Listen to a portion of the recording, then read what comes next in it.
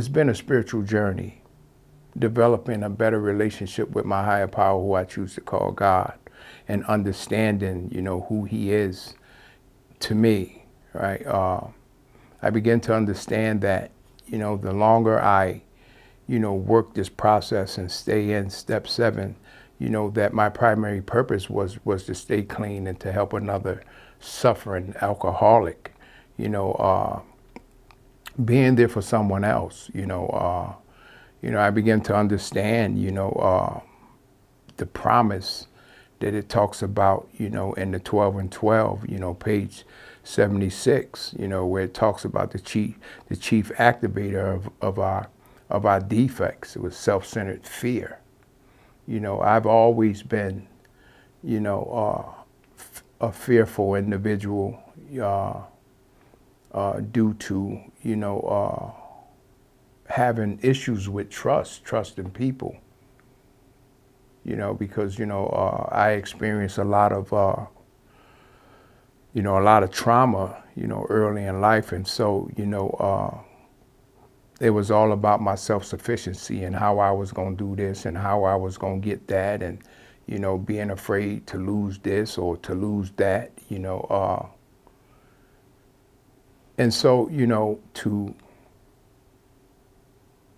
to humble myself, was like,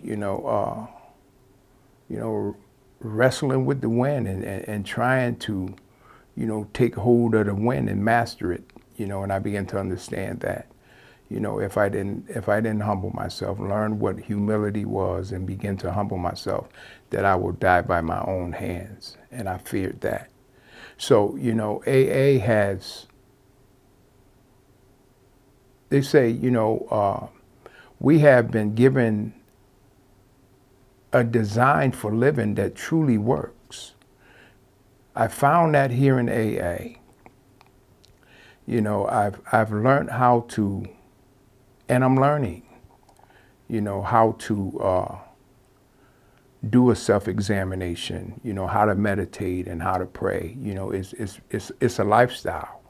When I look at the 7-step prayer, in the big book of AA, and it talks, which is on page 76, and it talks about, the prayer goes like this: my Creator, I am now willing that you should have all of me, good and bad. I pray that you now remove from me every single defect of character which stands in the way of my usefulness to you and my fellow.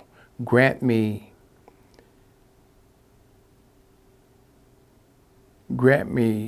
the strength as I go forward to do thy bidding.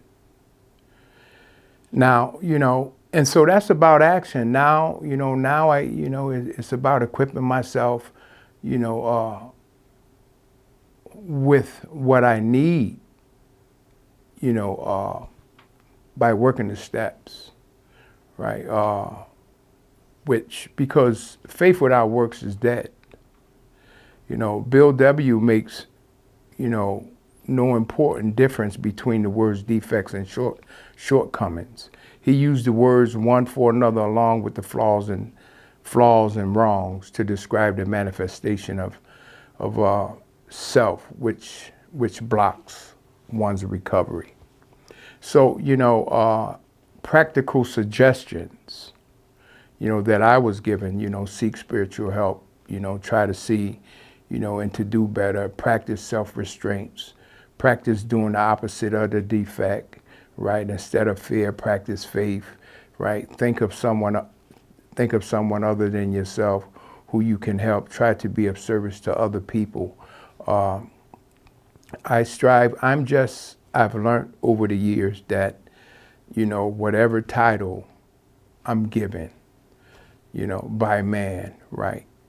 I understand that I'm just a servant leader working for my Creator, who I choose to call God, to extend myself to others, who are beginning this journey.